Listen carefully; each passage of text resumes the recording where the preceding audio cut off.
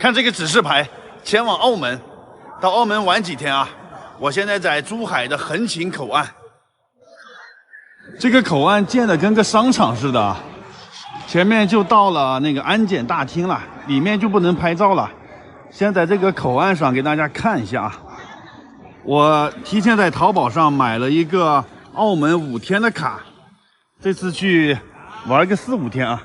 然后口岸这里呢还可以兑换货币。我之前在香港还剩了很多的港币呢，所以这次就不换钱了。然后可以在711那里吃点东西啥的啊，买点水啥的带过去。这个口岸也没啥了，现在我就去过安检了，从这里走过去很快的啊。在这里排队过关，自助通关的啊，刷港澳通行证就行了。顺利过关了，非常的丝滑，只要5分钟啊！澳门欢迎您。这都是国内来的旅游团在这儿集合呢，自由行的直接从这边就出关了。刚才出关的时候给了个小纸条，我可以逗留到12月26号，一共是7天时间嘛。出口这里有卖流量卡的啊。1天任用的50块钱，这下面有3天任用的100块钱，有点贵啊！我提前在淘宝上买的，5天才30多块钱。过关以后跟着指示牌走就行了，坐公交车、坐旅游巴士，这个娱乐场的巴士就是发财车，给你直接拉到那些赌场去了。去前面坐车啊！这边有好多个公交车呢啊，看看我坐哪个呀？刚过来确实是有点晕，你得定睛看一看啊，到处看一看，找一找。还有就是刚才给的这个小纸条一定要保管好啊，可不能丢，不然住酒店的话要看这个呢。找到我要坐的车了，50路。我这次呀，先坐车去大熊猫馆看了大熊猫，徒步到路环市区。然后接着徒步到黑沙滩，今天全程都是徒步啊，总里程呢有个7、8公里呢。澳门这里坐公交不能用微信、支付宝啊，必须用现金。坐车6块钱，自己准备零钱啊。6块澳门币，我没有零钱，拿10块的港币吧。上次去香港剩了点零钱。车来了。其实我只坐3站地，很快就到了。这车上还有免费 WiFi 呢。这个就是安检口岸啊，澳门口岸。这边就是澳门啦。下车了，到石排湾郊野公园了，这里面就有大熊猫呢。这次来澳门第1天，选择了一个比较小众的路线，它位于澳门的最南端呢。因为上次没来过这里，所以这次第1站先来这里啊。公园里面环境挺好啊，鲜花盛开，木棉花，很安静的，很小众的这个地方啊，一般的游客不会来这里。这个就是大熊猫馆了，前面是室内馆。这里是室外馆，哇，里面果然有个大熊猫的在吃竹子呢。他们都是从四川成都那边运过来的啊，当时送过来2只，叫开开和星星，后来他们又生了2个小孩，取名叫健健和康康。这个是叫啥呀？我看看，应该用四川话喊他一下，看他能不能听懂。哦，这个是开开，它是雄性的啊。嘿 ，hello， 用四川话怎么说开开呀？开开是这样叫吗？再到室内馆看一下，今天很多小朋友来这里参观啊，这里面感觉是个动物园，不光有熊猫，还有其他的动物呢。这室内馆人更多。哎，这个是叫健健，是他们的小孩，吃的真带劲儿啊！这个竹子是不是从四川空运过来呀？你看这么多人围着看呢，果然大熊猫去到哪里都是国宝待遇啊，专门给它建的场馆。哦，那这个是小熊猫，小浣熊，还有火烈鸟呢，大长腿呀，红色的。离熊猫馆不远有一个很有名的咖啡店，汉记手打咖啡，周润发来这里喝过呢，我也来喝一下啊。面条和鸡翅啊，他们这里叫车仔面了，就是方便面，鸡翅，然后咖啡。哇，周润发喝过都说好喝，22。今天澳门的温度只有14度，挺冷的。吃点热的暖和一下。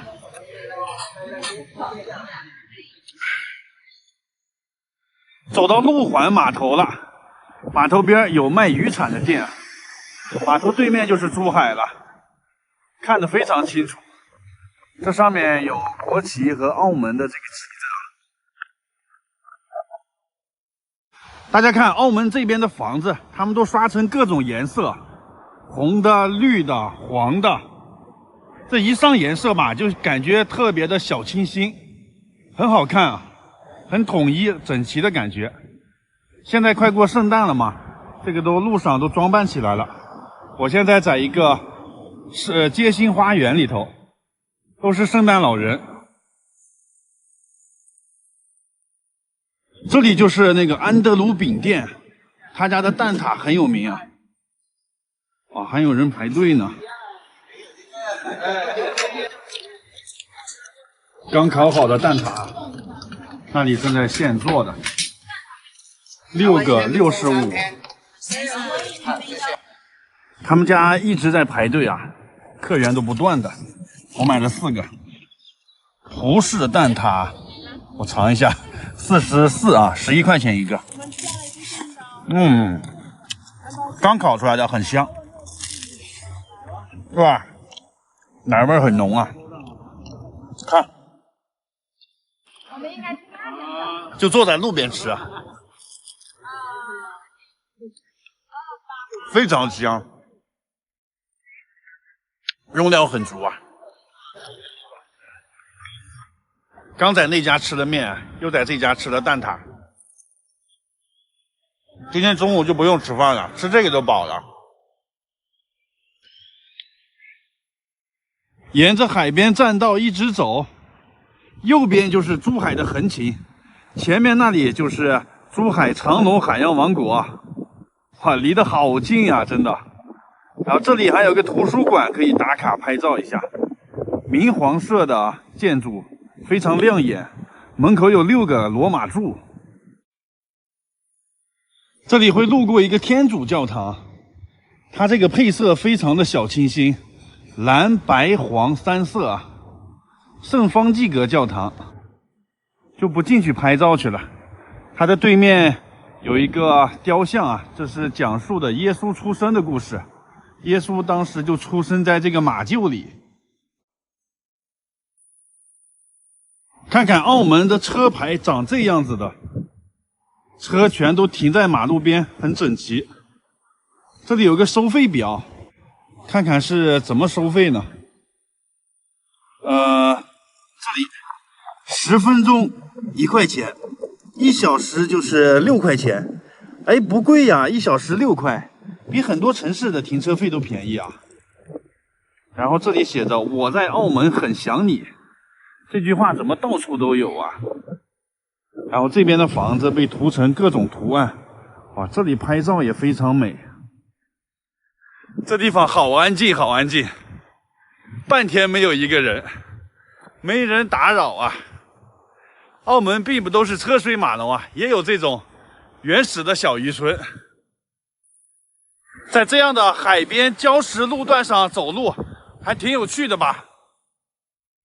然后这里有一个通向海里的栈道，哇，这里拍照应该很美啊，心旷神怡。这个叫听海轩，就像青岛的那个栈桥似的，青岛那个比这要长。从地图上看，这里差不多就是澳门最南端的地方了，全是大礁石。这个海边的礁石叫做猿人石，因为它长得特别像猿人。这是它的嘴巴、鼻子、眼睛，它的头，像吧？刚才我走过的这个海角叫做龙爪角，为什么起这个名字呢？因为身后的这个石头，它石头上有一个龙爪印，放大了看一看，就在这个地方呢。看这下面，仔细看一下，两个红色的龙爪印。最美转角，看地图，龙爪角海岸径，沿着这个海岸边转了大半圈，这是澳门最南端的海角了。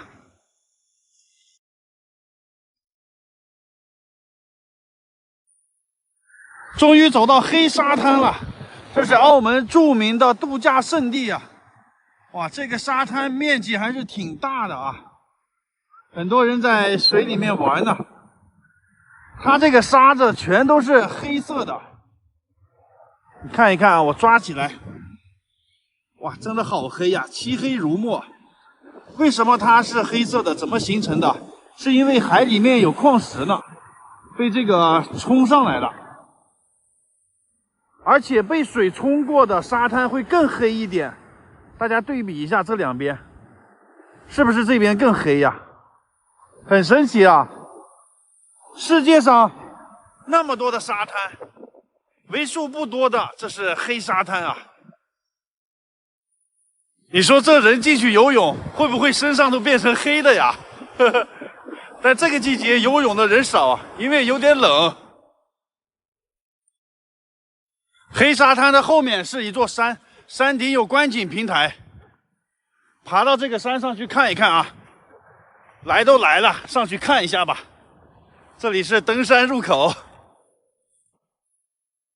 看看地图，这个山叫叠石塘山，它海拔170.6米，这就是路环最高峰了啊，也是整个澳门最高的地方。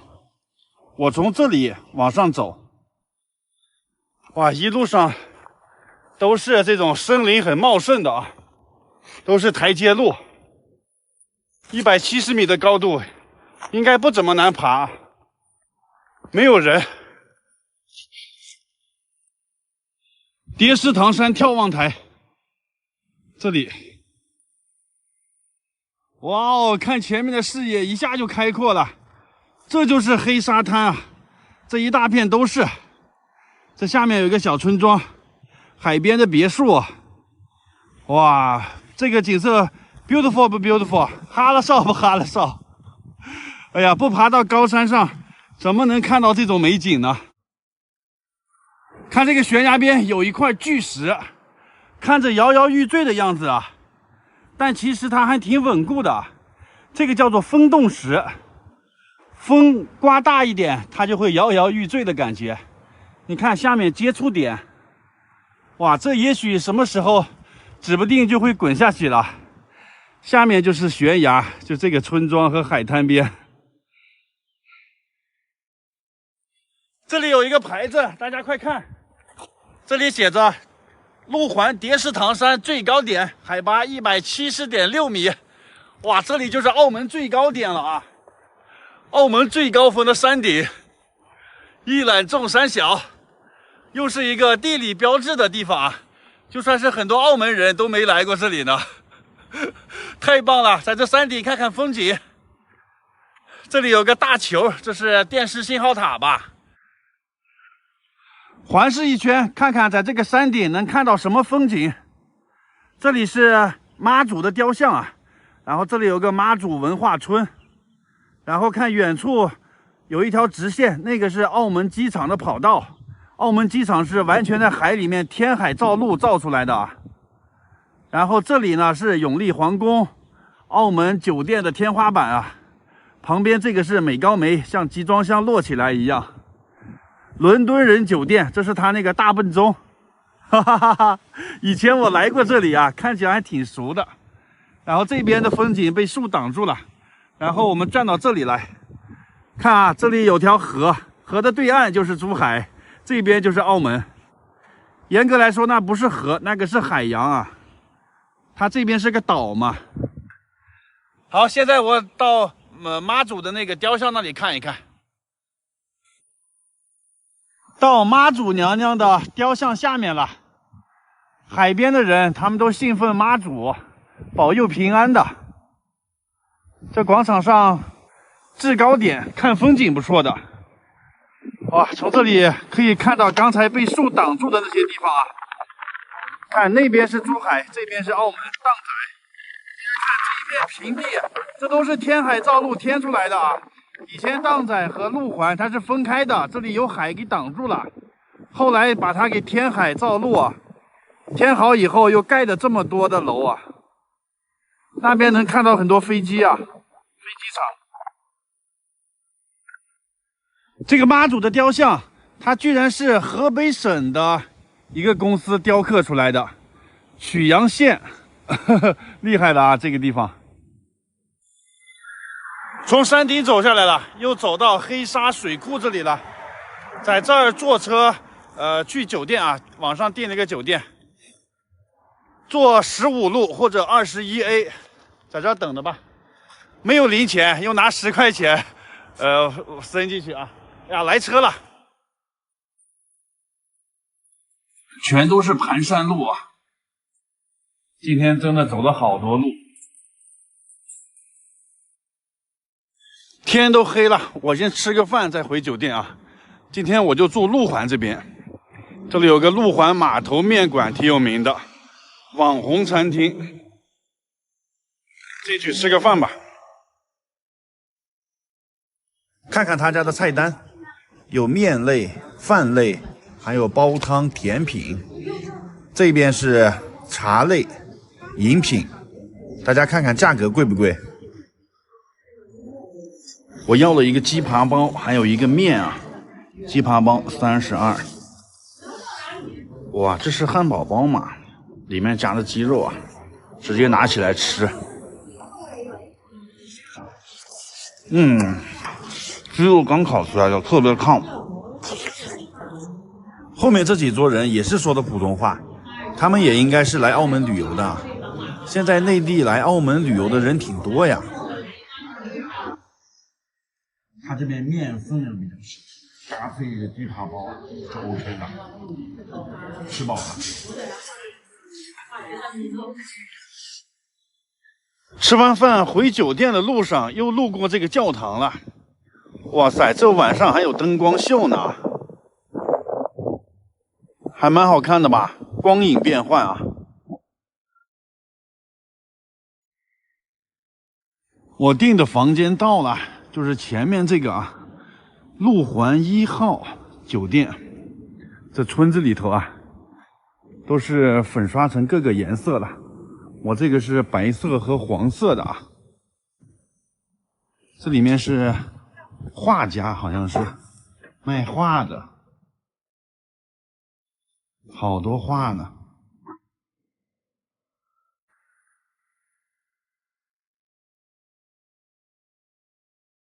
这走廊两边全是画，1楼是画展啊，然后楼上是住宿的，这里有电梯。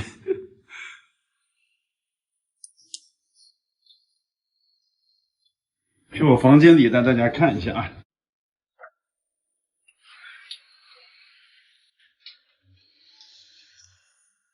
我住在这边。刷卡，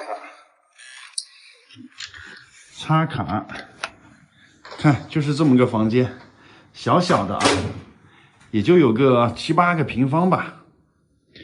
卫生间这里，挺干净的啊，装修的还挺好，挺干净，卫生的。虽然说有点小啊，但是干净就可以嘛。这里有个小窗户。哇，这是街景。前面亮灯的这里就是刚才的教堂，离得好近啊！看这边的房子都是2层这种小楼啊，很安静。关上门吧，这是澳门的小渔村啊，这种感觉。这个房间297啊，一晚上还可以吧？跟市区相比啊，就算是很便宜的。哇，市区的房价都500-600呢。这个地方在路环嘛，稍微有点偏，所以挺便宜的啊，还不错。然后它这边也有这个转换器，不用自己带了，这个还是考虑的挺周全嘛。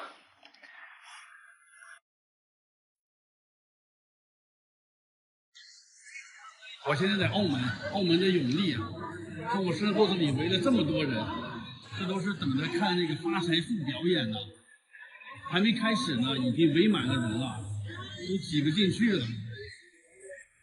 表演开始了，我给大家拍一下啊，非常震撼。首先要看这个顶儿上，顶儿上本来是12生肖，现在突然之间就打开了，就像是宇宙有个通道，打开了一个通道一样。这里面是动画。音乐也响起来了啊！看现场的人都举着手机朝上看呢，现在围的人更多了。我之前来澳门就看过这个表演啊，非常的震撼，每次来都要看一下。这是年年有余的意思啊，很多鱼游来游去组成一个福字。哇，这个大门也打开了啊，后面居然还有那个机关，一个水晶大灯从里面缓缓降下。漆黑的夜空中升下来这么一个钻石大灯，忽闪忽闪的。哇，快看下面！哇，下面的那个黄金树升起来了，发财树啊，全是金色的啊，金灿灿的，这叫发财树啊。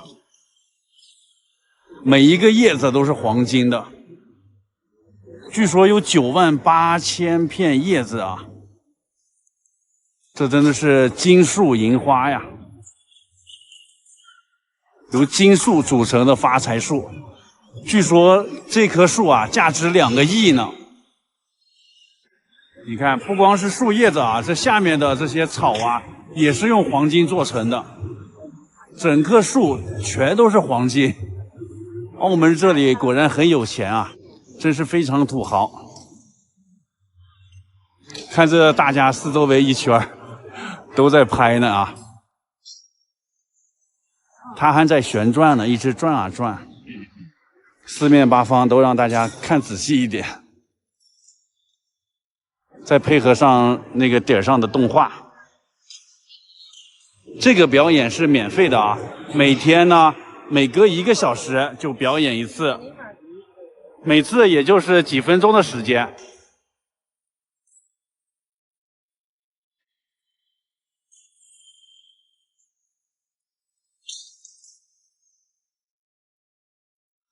有人往里面扔硬币呢，听到那个咣当咣当的声音。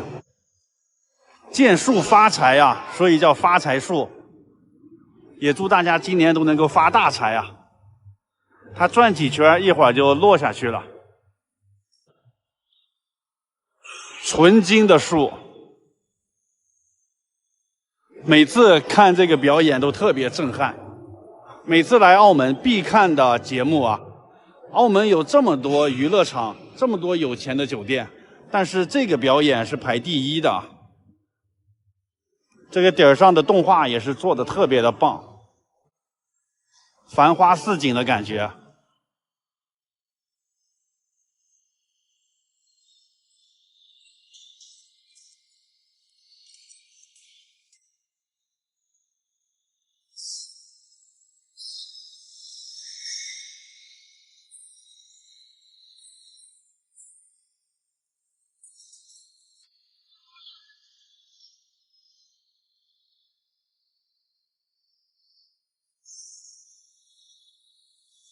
哦，要结束了，这个树慢慢的降下去了，然后顶上的那个门也要合住了，它首尾呼应呢啊！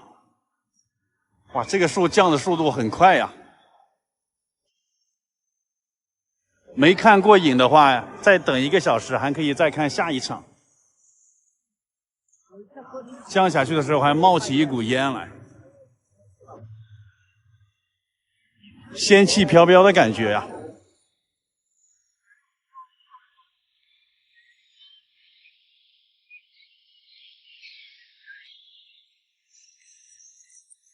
顶上的又关住了，哇，下面这个也起来了，要关住了，把发财树藏在里面啊，怕别人偷走。这捡一片叶子就发财了，哇，严丝合缝呐！看完表演啊，可以到这个娱乐城里面玩几把啊，搏一搏，单车变摩托。发财树表演是老永利啊，然后荡仔这边有个新永利呢。这边的这个楼更豪华呀，大家看，这边叫永利皇宫呢，非常的壮观。然后这下面还有喷泉，最有名的呢是还可以坐那个缆车，坐在缆车上看喷泉啊，免费的，只要去排队就可以了。哇塞，这排队人这么多吗？都排到那边去了，我也去坐一下吧。这排队的人实在是太多了啊！大家看看，哎呀，这排一下估计得1个多小时了吧？算了吧，我就不去坐了，我没那么多时间等的，而且现在风挺大的，挺冷的。其实，算了，坐个缆车而已，我就不坐了，简单在这天桥上拍一下就行了。坐这个缆车呢，要注册一下他们的会员，扫那个2维码就可以注册会员了。我就在这下面拍拍照吧。哇，现在这个喷泉又打开了，音乐喷泉，太棒了，景色奥利给啊！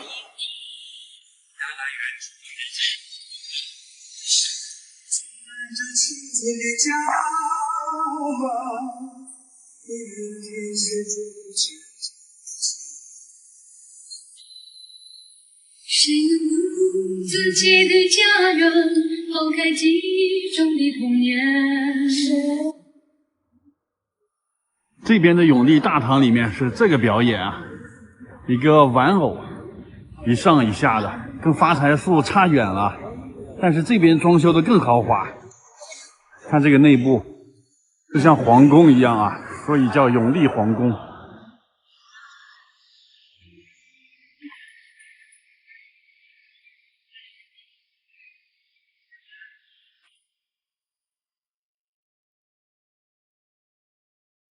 澳门这2天好冷啊，我都穿上外套了，刮风了。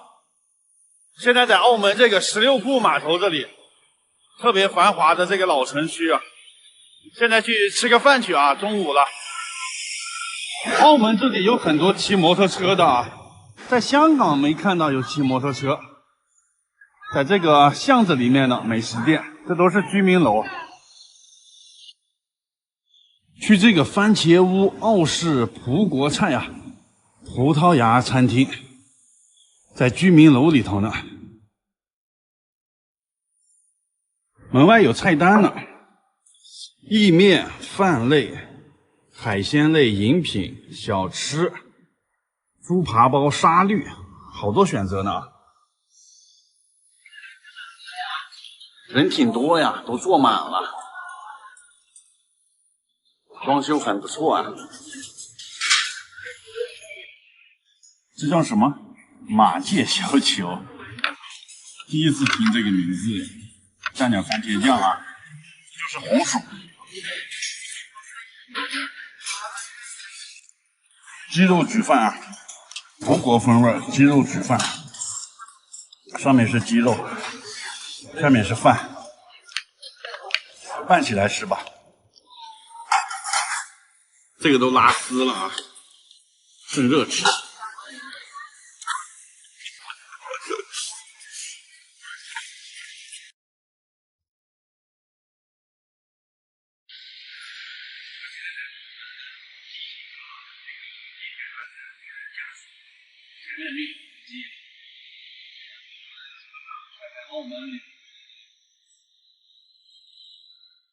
永利皇宫，他们家最有名的是那个缆车，但下午才开呢。旁边这个是上葡京，这是赌王何鸿燊的啊，盖得非常的豪华阔气。对面这个是美高梅，跟集装箱似的啊，一个一个的摞起来。旁边是喜来登，一个 S 的标志。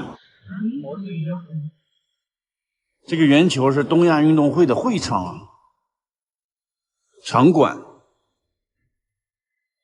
看这个酒店的中间有一个八字，八字里面是摩天轮啊，这个叫摩波斯酒店吧，也是特别豪华的。这个是巴黎人酒店啊，这里有巴黎人，有威尼斯人，还有伦敦人。这个是威尼斯人啊，上面威尼斯那个英语怎么读呀？它这个楼盖得很整齐啊，外面没什么特点，但是这里面有那个人工运河，把威尼斯的运河搬到房间里去了。这个金碧辉煌的城堡一样的，这是澳门的银河，哇，相当的豪华了啊，非常有排面。这个是荡仔岛的居民区，跟刚才那些大酒店比起来，这边的这个楼就特别的密啊，每一栋楼都住了好多人的，而且每栋楼挨得都很近。这个楼应该有个15、16年了吧，看着不怎么新了。你看那个空调外挂机，真的住满了人啊，很拥挤啊。这是澳门的跑马场啊，跑马场地。看对面有一个大树的那个酒店，那属于珠海了，跟三亚的那个大树酒店外观很像。大树酒店那边的摩天大楼全都属于珠海啊，珠海离澳门非常近，就隔着这一条河。再往前走就要钻入海底隧道了。这个完全是走的海底隧道，什么风景都看不到，在海底下穿过去啊。我就在马会这一站下了，因为这后面呢有一个小潭山，我要爬到山顶去看风景。跟着指示牌，小潭山往这边走。小潭山公园在那山顶呢，正好有一个电梯可以坐上去，省了体力了啊。出电梯，哇，是一个很漂亮的廊桥，已经到了这些大楼的后面了，这就是刚才居民楼的后面啊。这条马路居然叫做里斯本街，里斯本是葡萄牙的首都啊，当时葡萄牙人占领了澳门嘛。走到半山腰了，视野已经开阔了啊，风景已经好起来了。哎呀，而且现在太阳也出来了，好暖和呀。这两天我来的都是澳门的冷门景点，一般游客不会来的地方啊。从另一个角度看看澳门。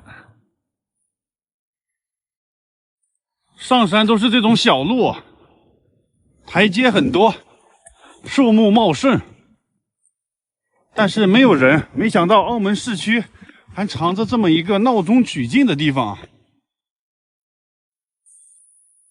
这个小潭山山顶上并没有观景台，我说我找了半天没找到啊。原来它这个观景台啊是在后山呢，在山腰的地方，就是这里了。大家看一看，哇，这个风景和视野非常棒啊。然后对面呢就是澳门半岛，我现在站的这里啊是荡仔岛，昨天去的地方是路环岛。澳门就由这3部分组成啊。然后它两个之间呢有3个跨海大桥相连，这边一个桥，这里一个桥，那边还有一个，其中那个方向呢是澳门机场也在那里，港珠澳大桥也在那边。然后这个跨海大桥一过去啊，就是赌王的那个大楼，你看，非常的显眼包，长得奇形怪状，最显眼的这个就是赌王的大楼，葡京大楼啊。旁边这个像集装箱摞起来的，这是美高梅。然后那个大桥过去呢，就是有一个庙叫妈阁庙。当时葡萄牙人就是在那个桥头的位置登陆了啊。他们一登陆的时候问当地人这个地方叫什么呀？当地人说叫妈阁，妈阁。葡萄牙人一听，哦，马靠，马靠这个名字就这么来的啊。我刚才坐的地铁穿的海底隧道就是在这个桥底下呢。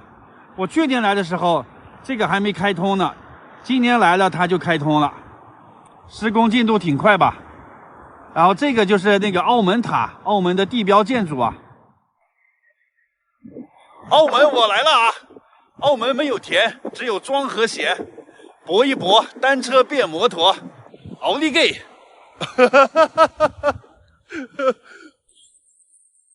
从山上下来了，现在去吃个饭去啊！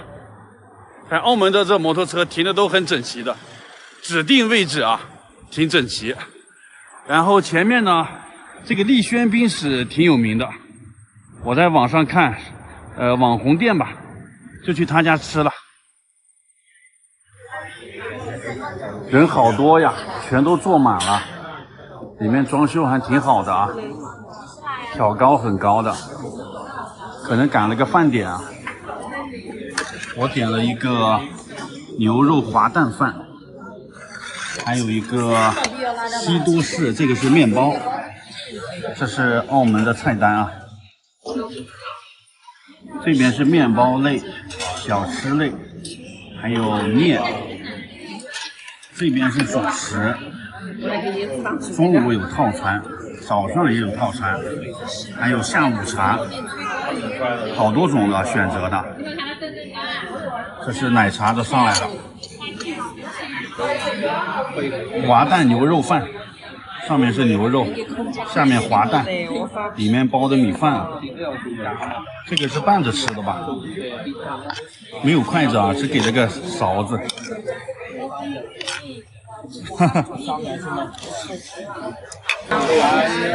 滑蛋饭都吃完了，现在又来了这个西多士。什么是西多士呢？这个名字其实就是面包里面夹的那个奶油之类的东西啊。外面这一层是面包，我切开看一下里面。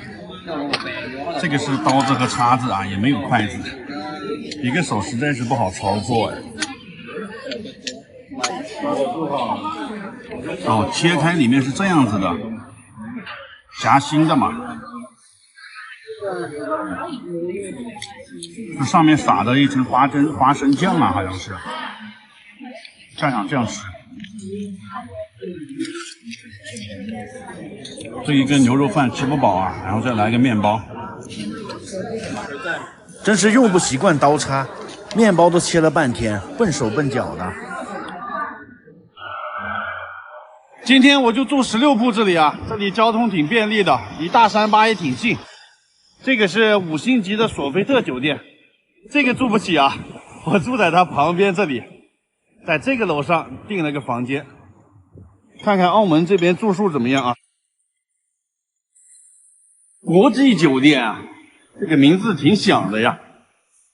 前台。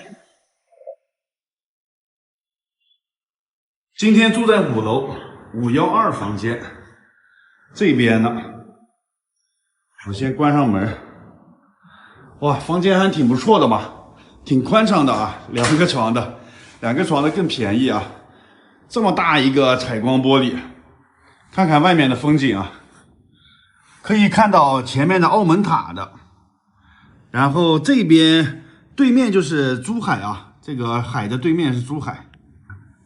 看看这个澳门的马路，这边是老城区嘛，然后这些房子都比较老旧了，然后澳门这些街道也是比较窄啊。这个角度看过去，有点我们内地的那个城中村的感觉。你看这房顶上很多私搭乱建的，这铁皮房也很多的。你看这个铁皮房，这明显是后加的啊，可能管的也不严，这个老城区嘛。但是他们的这个外墙做的都挺好看的，都是美化过的，统一刷成这种颜色啊。其实这里面也是比较混乱。然后这个房间呀是335块钱啊，它这个位置还比较不错，就在码头上呢。而且这房间装修风格怎么是这样呢？都贴的瓷砖都是青花瓷这种感觉啊，反正整体上还挺明快，挺干净的啊。卫生间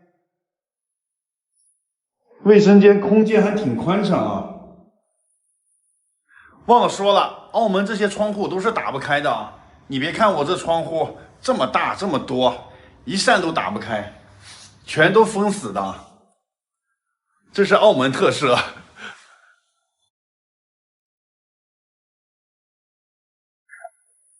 澳门回归祖国的时候，咱们每个省份都送了礼物庆祝回归的。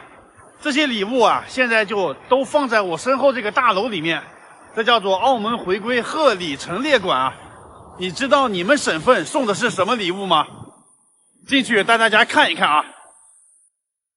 就在前面这个展厅呢，以前我来过一次啊，拍过一次，很多人喜欢看这个，这次我就再重新拍一次，拍更详细一点。看见没？所有省份送的礼物都在这个展厅呢，人也比较少，咱们一件一件仔细看一下。先从正中间的这几个看起啊，占据了 C 位，这是挺大的。这是广东送的啊，叫做水晶玉雕。这上面是用广东南玉雕的球，这个球呀有9个孔，每个孔里面又有9层，所以是9层9孔，像一个鬼公球一样。这个雕刻技法很复杂吧？然后中间是一个盛世莲花，象征着澳门繁荣昌盛啊。最底下的基座是一个钻石，这个钻石有56个面啊，象征着祖国56个民族。整个这个作品高是1999毫米啊，正好是1999。再看一下我们山西省送的礼物啊，这个是木雕鹳雀楼，哇，它占据了整个展厅最大的面积啊。这是按1:30的比例缩小建成的，全都是选用优质的核桃木做成的啊。鹳雀楼中国4大名楼之一，想起了王之涣那首诗啊，欲穷千里目，更上一层楼。我们送这个的意思呢，就是祝愿澳门的未来能够更上一层楼啊。这个礼物寓意非常好吧？这个是河南送的啊，哇，这个厉害了啊，看着非常大气。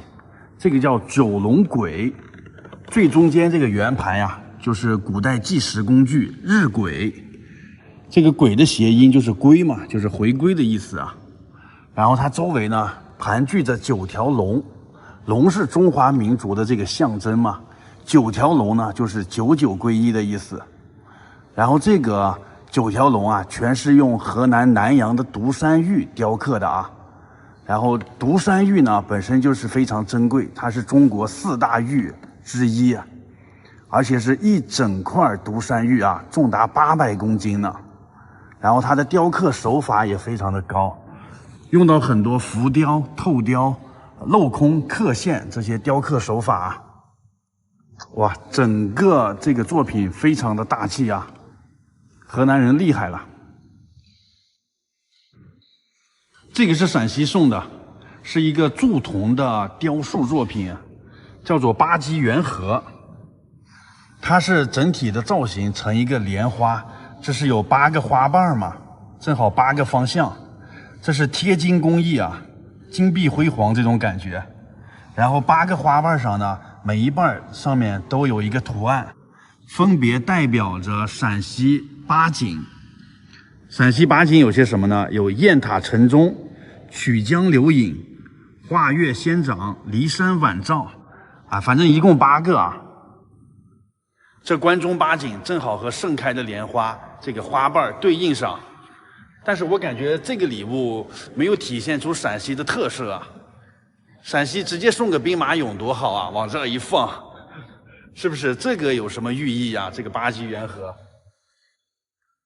这个是山东送的，送了一个青铜的花瓶，上面是圆的，下面是方的，寓意着天圆地方。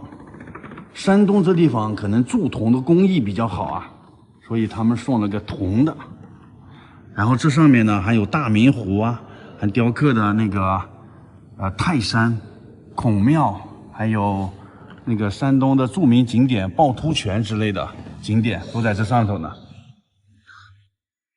整个花瓶非常的厚重，这种感觉啊，像山东人民这种讲义气、厚重的性格啊。一件大礼，这个是河北送的，是一个工艺品。它下面呢有9个狮子啊，共同托举了一个球。这个球呢就象征着我们神州大地。球上呢镶嵌了34颗宝石，象征着我们全国34个省份、地区、直辖市啊。然后呢，四周围呢有9个飘带。然后9个狮子，这都是99归一的意思。这个工艺品它最重要的就是它的这个工艺，它这是燕赵地区的传统的那个金丝工艺啊，就是把这些贵金属金和银，把它们弄成一条一条的细丝，再把这些细丝呀编织成这些图案，再在上面呢镶嵌这些宝石，可以说是相当复杂的吧。又有金又有银，还要组成这些图案，费工费力啊，最后才有这么一个成品。这个是四川送的一个大屏风，屏风里面是大熊猫啊，国宝大熊猫，最能代表四川的那个大熊猫。后面是竹林，还有九寨沟的景色。而且四川确实是给澳门送了2个大熊猫呢。在澳门那个路环一个动物园呢，那天我刚去看过啊，而且这2个大熊猫又生了2个宝宝，所以现在澳门呢一共有4只大熊猫呢。这个屏风是用蜀绣的技巧做成的啊，它以真丝为原料，巧妙的把四川的这些特点，大熊猫呀、竹子呀、九寨沟呀都糅合在一起了。这个是重庆送的啊。送了块大石头，这可不是普通的石头啊，这个是三峡石。我刚从三峡坐那个长江游轮回来啊，有句话叫做“黄金易得，三峡石难求”，这个石头很珍惜的。然后石头上站了9只金鸟，寓意着99归一。然后它这个基座呀，基座上面有那个山茶花，山茶花是重庆的市花。这个基座是空心的啊，里面呢还有一个庆祝澳门回归时候1000人签名的长卷呢。整个这个建筑高1999毫米啊，就是1999的意思。要我说重庆送这个干嘛？直接送个大火锅多好呢，是吧？那样才代表重庆的特色嘛。这个好像没什么特色啊，感觉。这个是云南送的，大象。它是青铜铸造的啊，外面贴了一层金箔。大象是云南那边的象征嘛，云南有野象谷呀，我们去了可以骑大象、喂大象。然后大象的头上顶着一个莲花，那个寓意着就是澳门啊，盛开的莲花，就是澳门繁荣昌盛。整个作品啊也是1999毫米。澳门正好是1999年回归的嘛，然后大象呀也是有吉祥的这个寓意的，所以整个这个作品啊也是寓意很好。这个是青海送的啊，江河源是一件玉雕，是用的青海的冰糖玉雕刻而成的啊。它上面这部分雕的是昆仑山，昆仑山是万山之主啊。山势挺拔，非常的险峻。这上面写着江河源3个字啊。然后青海那边呢，也是长江和黄河的发源地，你看这里有2条河流下来，一条是长江，一条是黄河。这2条河孕育了中华5000年文明，而且这里还有2条龙呢，是从龙嘴里面吐出来2条河。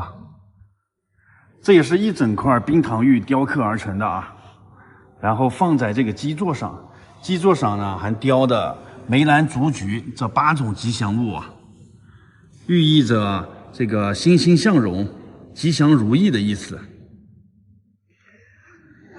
这个是海南送的，是一对花瓶，但它这个花瓶的材料比较特殊，是用椰子做成的啊，就是椰雕，用了5200个椰子，把它们的壳呢做成了弧度一样的这个样子，然后一件一件的雕刻而成的。然后这上面呢亮闪闪的，这个是当地的那个螺，叫做夜光螺。哇，这种螺它会反光呢，你看忽闪忽闪的那种，还会变换颜色的五彩的那种螺呀。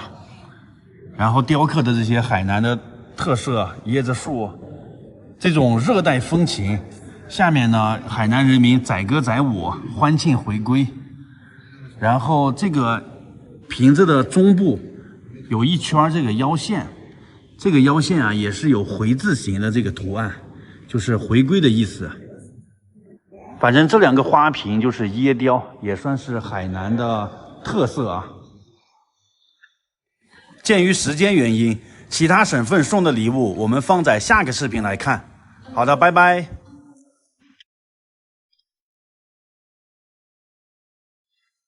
这里是澳门回归鹤里陈列馆，接着上个视频啊，继续参观我们澳门回归时候每个省份送给他的礼物啊。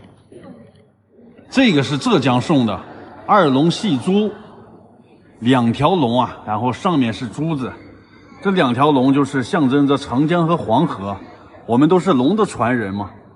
然后这个龙珠呢，象征着澳门啊，我们把这个龙珠呢捧在手心里，这种感觉啊，庆祝澳门回归嘛。而且这个龙它是用竹子编成的啊，浙江那边很多竹子啊。然后仔细看看这个龙的身体，竹编艺术。这个是江苏送的，它是一件木雕作品，叫做花好月圆。它用了很多名贵的木材啊，这是紫檀木、香檀木。这2种木头呢，它不光是非常的稀有，它还带有特有的香味呢。所以这件作品啊，它是很香的。可惜它在这个展厅里面呢，我闻不到它的香味儿。这如果打开以后，应该是很香。这2种木头啊，高贵典雅，是木中之王啊。这个是福建送的啊，是一个石雕，它用的闽中瑰宝寿山石为原料的。它上面呢雕的是武夷山的景色，然后下面雕的福州的那个古榕树，这榕树都是枝繁叶茂啊。然后中间呢又点缀了很多亭台楼阁、人物、飞鸟、行云流水啊。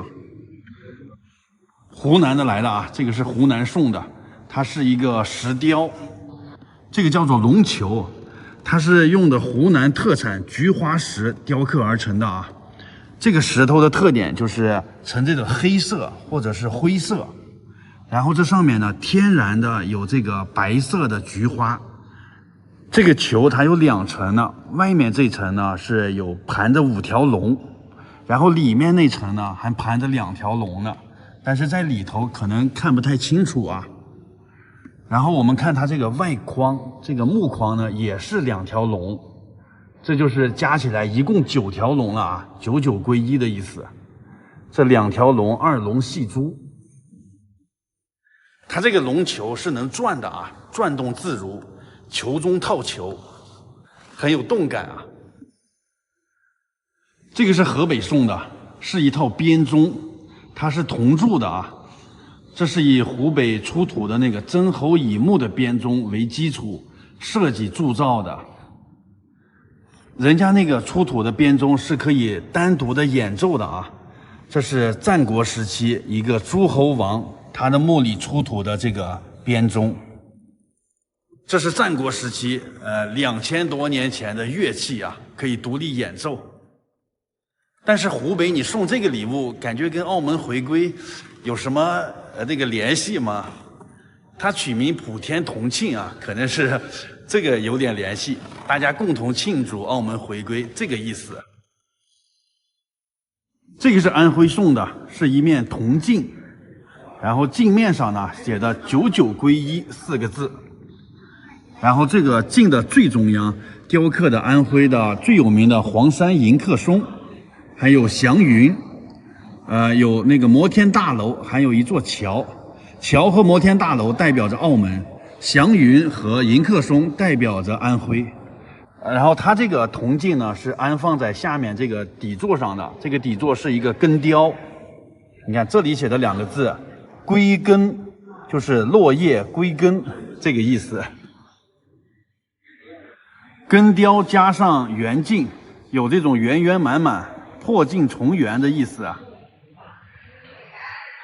这个是吉林送的啊，是用的吉林长白山的紫椴木雕刻的，它是一个木雕。然后这个后面呢是长白山吉林那个天池，然后这里有2个鹿，一个小鹿，一个大鹿，大鹿就是谐音嘛，大鹿，小鹿呢就代表澳门。有情同父子啊。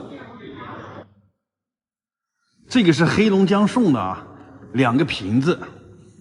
这个瓶子有点特色，因为它是用的那个小兴安岭地区的山核桃粘接而成的啊。因为核桃是中空的嘛，所以它做成了以后就是有这种镂空的中空的效果。哇，这都是一个一个的山核桃这样堆积的啊。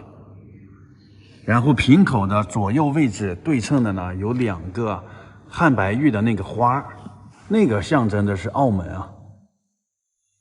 然后这个下面呢还挂了2个玉环，就显得更雍容华贵了。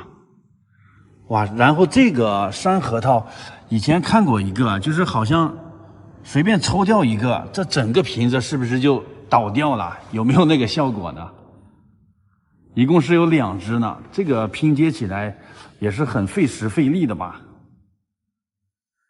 然后这个花瓶的高度是1999毫米，也是寓意着1999这个年份啊。这个是辽宁送的，也是一块玉雕，用的是辽宁岫岩那边的岫岩玉啊。这个玉也是很珍贵的啊。岫岩玉呢，它质地细腻温润，是玉雕的首选材料。然后这上面呢雕的有9个狮子，狮子滚绣球。然后后面呢还有9朵莲花，还有雕的玉兔，雕的天宫中的一些景色啊，就是天上月圆，人间团圆这个意思啊。这个是江西送的，一看这2个瓶子就知道是江西的特色啊。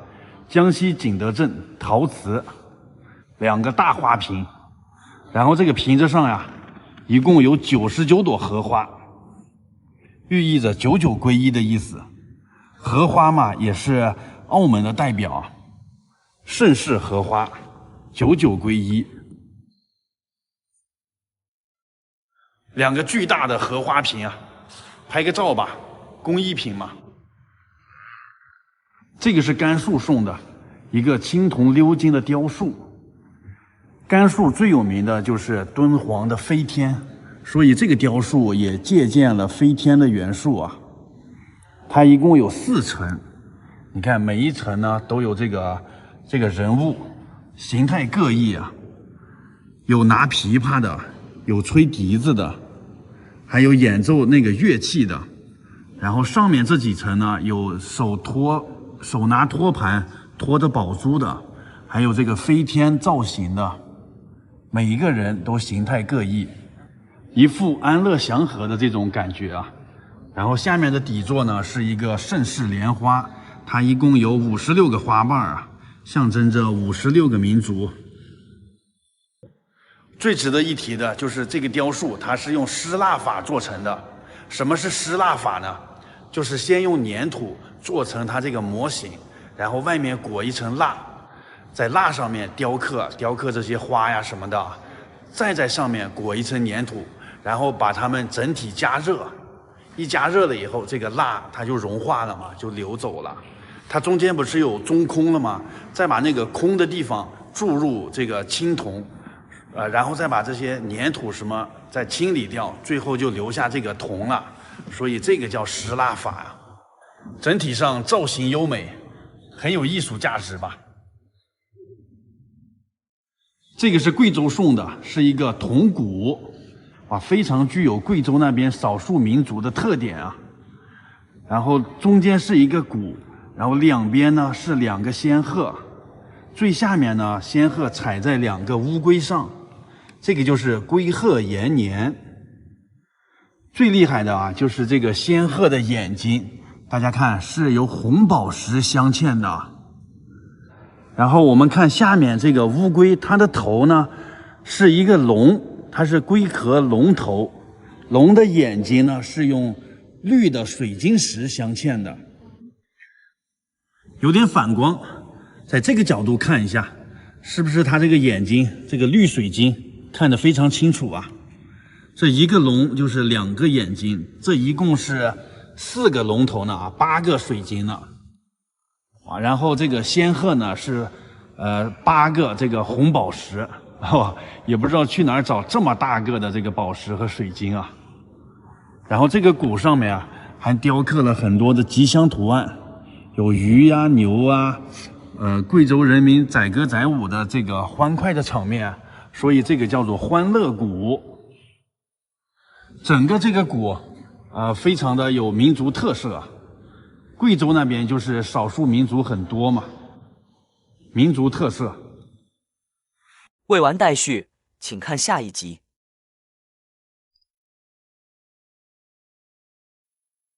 看完发财树，直接在这里坐发财车去关闸，今天晚上就回珠海了。车来了，免费的发财车。晚上坐车的人还挺多，都坐满了，连夜回去了。坐了20多分钟大巴，现在就到了关闸这个边检大楼了啊。离澳旅客从这边走，这晚上回珠海的人还挺多吧。离境这边是去往拱北的，坐电梯上2楼。那里面就不能拍照了啊！这个大厅超级大呀！顺利回到珠海拱北口岸啊！哎呀，周末在澳门那边住宿都很贵的啊，还是回到珠海这边来住吧。好的，现在我要去酒店了，就拍到这里了，拜拜！我现在到机场啊，朋友们，深圳机场啊。要飞回太原去了，今年就不出国了。本来是想着去马来西亚呀、泰国转一圈的，但是出国的话，今年过年可能就回不来了。后来我一想呢，还是别出国了，等过完年再出去吧。现在你去取机票去。人工值机的这里人太多了，这里有那个机器可以办理值机啊。办理值机手续，我看能不能用机器呢？刷身份证，我网上已经买好票了啊，深圳到太原，打印登机牌，这样不用排队吗？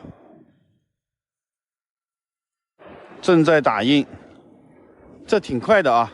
登机口527，登机时间8点10分，哎，机票出来了，非常好。不用去那里排队啊，去找登机口，先去过安检。从澳门回来不是在珠海吗？现在怎么又跑深圳来坐飞机了？是因为深圳这边的飞机更便宜啊，只要500多，珠海那边出发的话是800多呢，所以我就跑深圳来了。我这个行程都是临时决定的啊，事先都没有什么规划。在这边排队过安检，排队的人好多呀，所以要提前来呀。过完安检了，现在去登机口，看看地图，有这么多个登机口呢啊！我要找到我的那个登机口，这每一个口上都停着一个飞机。我是527在这边呢，然后我现在在这儿，往那边走。指示的路牌非常清楚啊。那里面有个肯德基呢，没吃早饭的可以吃点。我这个飞机是含早餐的，所以我就不吃了。这边有厕所，上飞机之前都赶紧上一下。那有些人一上飞机那就来事儿了，这个那个的可多事儿呢。上飞机之前把那些屁事儿都办完了。527就在这儿呢，在这儿排队检查就可以登机了。我们的飞机是这个波音738，每排3个座位，我在22呢，前面几排都坐满了。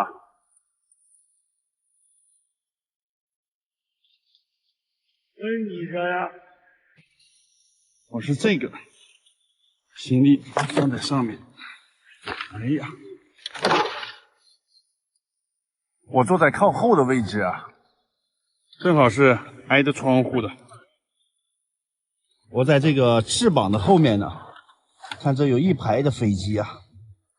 买票的时候啊，可以自己选座位的，你可以自己选个靠窗户的位置，或者你跟那个值机的时候跟那个值班人员说要个靠窗户的位置，不然他就给你随机安排个位置啊。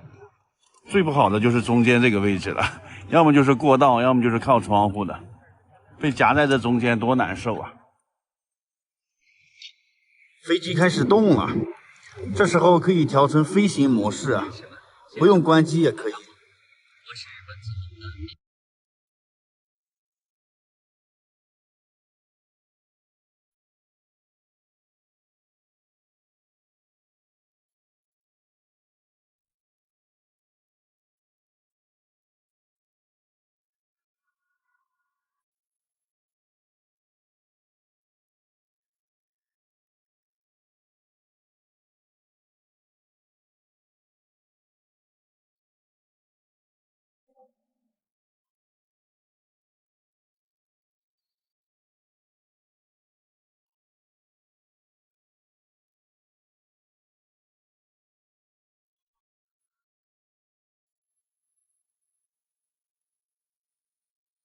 开始发吃的了，我都闻到香味儿了。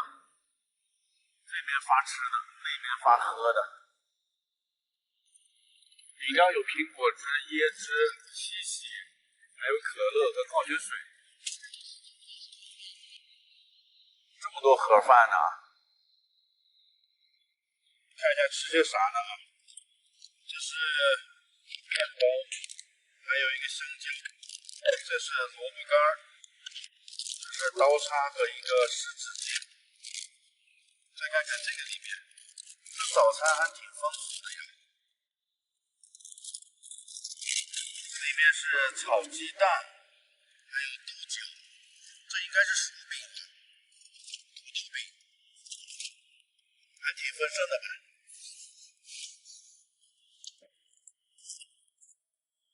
可能是微波炉加热过的，热腾腾的。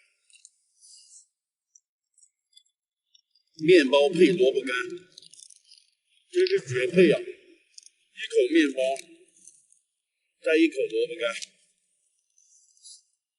光吃面包的话会很干，搭配上这个，太香了。正吃面包呢，发现窗外的美景啊！来看一下，我们飞到白云的上面了。现在呢，都是白云一朵朵呀。看这外面白茫茫的一片，这都是下雪了。北方还是挺冷的。到太原了，马上降落。太原被白雪覆盖了，白茫茫一片。